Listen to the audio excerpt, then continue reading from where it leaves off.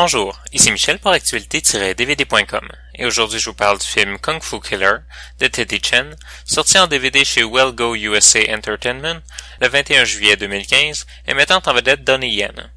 Un ancien instructeur de la police maintenant en prison à cause d'un meurtre accidentel se joint à une équipe de policiers à la recherche d'un tueur en série qui semble choisir ses victimes en fonction de leur maîtrise de certaines formes d'arts martiaux. Les films de Kung Fu font partie d'un genre qui se divise souvent en deux sous-genres. L'un plus scénaristique avec la présence d'une intrigue plus forte, des personnages plus présents et une histoire qui prend plus de place, et l'autre servant à montrer le plus de combats possible en maintenant le minimum de scénario pour créer une certaine cohérence, ou plutôt une escalade qui n'est pas sans rappeler la gradation de l'ennemi le plus faible vers le boss le plus fort dans les jeux vidéo. Kung Fu Killer fait partie de la seconde catégorie, où les combats sont beaucoup plus importants que l'histoire du film, qui ne sert en fait qu'à justifier les raisons pour lesquelles les personnages se battent entre eux. Sans que cela n'enlève de qualité au film, il faut dire que ce genre plaît à un public assez spécifique et que d'autres vont probablement y trouver beaucoup d'ennuis, à moins de se découvrir une passion pour le Kung Fu.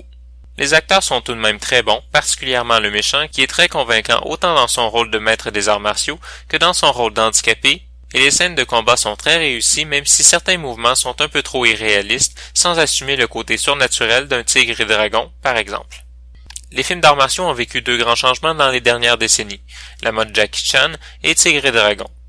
Le premier a apporté le scénario plus complet et les scènes de combat intéressantes, voire amusantes, même pour les néophytes et les spectateurs moins intéressés par le combat que par le côté comique de Jackie Chan.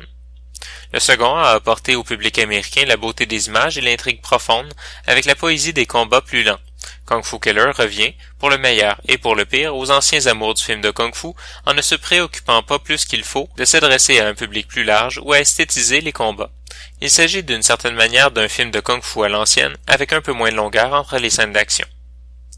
Le film est présenté en format d'image 16:9 en cantonais stéréo surround sound 5.1 avec les sous-titres en anglais, français et espagnol. Dans les suppléments, on retrouve le making-of du film et la bande-annonce officielle.